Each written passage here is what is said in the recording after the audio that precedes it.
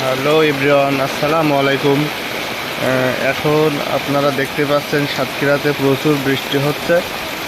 তার কিছুটা দৃশ্য আপনাদের দেখানোর চেষ্টা করছি। আর এখন বর্তমানে আমি এই ভিডিওটি করছি সাতক্ষীরা সদরের মাহমুদপুর বাজার থেকে।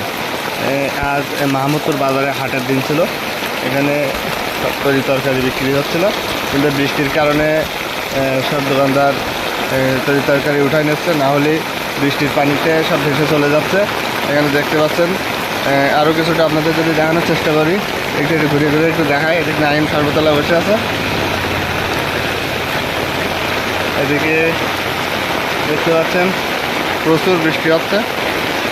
আমি ভিডিওটি করছি মাহমুদপুর বাজার থেকে, আর এগুলো আপনাদের কিছুটা দেখানোর চেষ্টা করছি।